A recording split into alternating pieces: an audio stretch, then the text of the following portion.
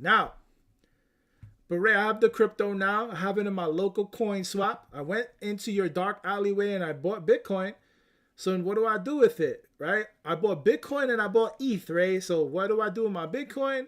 And what do I do with my ETH? What do I do with my Solana, right? All right, cool. I got you. So recommended wallets is, of course, for EVM. That means Ethereum Virtual Machine. That's like your Ethereum, Base, Binance Smart Chain, Arbitrum. What else? EVM based chains, right? You could use Rabby.io. But Ray, is it true? But Ray, listen. Is it true? But please, is it true that they are watching us, Ray? Please tell me, Ray, please. Please, no, but please, I am asking, like, I'm not seeing any marketing, maybe like marketing plan. So make sure you guys go to their Discord and ask the question that you feel like you are unsure about. This is just a sidebar, and they'll tell you straight up, right? There's whenever you use, just in general, whenever you use a wallet and you use an RPC, the RPC registers your IP address, right? But are they privately using your IP and selling your information to alphabet agencies? Rabby, I believe, you can look it up in their Discord, but they are located in Singapore. So, they don't have to, give up information to three-letter agencies in America. And I believe that the way that they designed initially, they designed things in a way so that way they won't have to have those type of problems. But do your diligence out there, guys, right? Don't just listen to influencers out there in the world. Do your own diligence, right? So anyway, for you noobs out there, don't worry about all of that. Rabby.io. Now, I don't recommend using mobile crypto wallets. That's something that I try to stay away from. But there is mobile crypto wallet solutions like Trust Wallet. You could download Trust Wallet on mobile, but I'll get into the mobile part in a little while. So Rabby is going to allow you, this is how Rabby's going to look. Rabby's going to allow you to go to different blockchains. So of course you can download your Rabby. You can go to Ethereum. It has built-in RPCs. That's kind of like, what's a good explanation for an RPC? It's kind of like just a way to connect to the different chain that you want to use. That's it. It's a different key for the chain so you can operate on it. And then it has all the different blockchains on there that you're going to be available to use. All right. So you'll be able to receive your money here. Remember, you don't want to keep your funds on, local coin swap. You don't want to keep your funds on Coinbase. You don't want to keep your funds on Robinhood. You don't want to keep your funds on no exchanges. You want to immediately take those funds out as soon as possible, and you want to send it to these wallets that you're creating. And when you're making these wallets, you're going to write down those private keys, or those seed phrases rather, and you're going to put them in a special safe place because that's your key. And I don't care who asks you for those keys. It could be customer service that you're seeing randomly out of nowhere. Could be your mama calling on the phone asking you for the key. You don't give your private keys to no one. That's your keys. That's what's going to allow you to open up your wallet and access your funds. So make sure you write down your own keys, right? Not your keys, not your coin. So Rabby is going to allow you to receive that Ethereum to when you buy from those exchanges, right, that I showed you earlier. It's going to allow you to receive those funds, and you're going to store it and you're going to keep it, and you're going to access it on your computer. So after Rabby, you have Fantom Wallet. Fantom Wallet, I believe it's, what is it? Fantom. I think it's Fantom.io. Nah, it might be Fantom.com. Let's do it this way. Let's just search it. So I don't be guessing. Fantom allows you to do EVM also. Fantom allows you to do other chains as well. But Fantom is notably for Solana. And we've been using, Rabby for EVM and Fantom for Solana. So use Fantom.app for Solana. All right. So that's one that you're going to utilize. You can send your Solana tokens there. And another notable wallet that I recommend everybody try is called XDEFI. Link is in the description. Use this as a backup wallet, right? What I love about this wallet is that they use ThorSwap.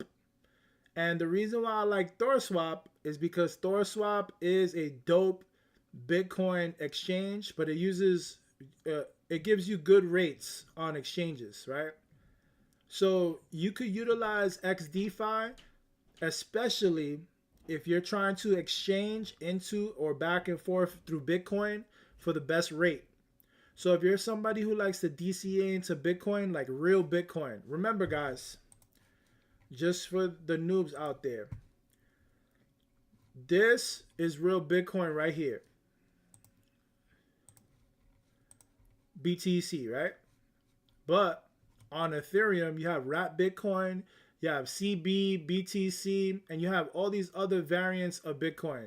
On Solana, you have different variants of Bitcoin. You have CB, BTC there too. And on other chains, you have variants of Bitcoin.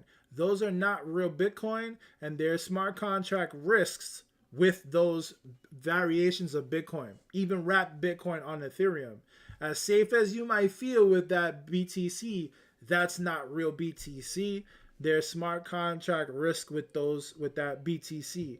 So what you want to do is, if you're stacking your Bitcoin, if you're stacking your sats, like they like to say, then what you want to do is you want to make sure that you have the appropriate Bitcoin wallet and that you're able to swap into Bitcoin, right? So now XDEFI is a good, in my opinion, this is what I like to use it for. It's a good midway point. You use XDEFI wallet to swap from XDEFI, from Ethereum, from USDC on Ethereum, from various different blockchains that this supports. This supports as many chains as Rabby does, but it also allows you to swap into actual Bitcoin using ThorSwap, which gives you one of the best rates you're gonna have. So I like to use XDEFI as an intermediary point. And then once I swap my Bitcoin here, and there's other coins that you could swap there as well. You could go through the full list. There's a lot of different coins that this allows you to do. But after you're done swapping into that Bitcoin there, what you want to do is you want to take that Bitcoin and you want to put it into a more secure location that you're not using it. One wallet that I recommend is called SPARROW wallet. That's my favorite Bitcoin wallet. There's a couple different wallets that I like, but that's my favorite. SPARROW, let me put SPARROW Bitcoin, right? The reason why I like SPARROW is because when you send your Bitcoin, it uses a different address every time you want to send your Bitcoin. So, you got people out there that spend more time tracking your bags instead of tracking their own bags. So that's why I like SPARROW wallet, because you're throwing them off in a million different directions. And SPARROW wallet is a secure wallet. It has a great interface, and there's a lot of different features that you can utilize with SPARROW wallet. Of course, you want to get a hardware wallet and secure it, right? Having a piece of hardware where when you make a transaction, you have to click an actual button or activate your hardware wallet, depending on what kind of hardware wallet you got, in order for that transaction to go through. And, people like to use hardware wallets when it's dealing with funds that are not moving around a lot. People use hot wallets, which are, like you utilize Rabby, for example, to do a lot of different DeFi stuff. where there's a lot of transactions involved, but you don't put a hardware wallet on it if you don't want to. But you know, you can operate just with a hardware wallet at all times if you want to. Depends how, you know, serious you want to take your security. Hardware wallets you could that I would recommend. I'll be always forgetting the name of that damn ledger. The Keystone I like a lot. Ledger I don't like. It's good for a beginner, but I don't like Ledger. It's not secure. Like 3-letter agencies could I have access to it. And I like SafePower wallet. That's a good one too. And there's probably some more that I'm not thinking of, right? They have a hardware wallet now that's a ring. It's fire. And I like the people who created ThorSwap. They have something called the Vault Sig.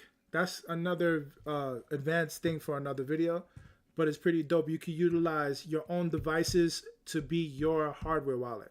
Fire. But that's another video for another day. All right. So Sparrow wallet for your Bitcoin. You know, put a hardware wallet with that. There's different devices that you can use for it too. I'm not going to get into that in this video. I might have done previous videos on that topic, but these are the wallets that I recommend everybody get. And of course, there's other chains that need specific wallets. You go to Bartertown Announcements channel, you type in hashtag and the name of the chain, and there's going to be different threads on those different things. Now, get you some hardware wallet, of course, SafePal.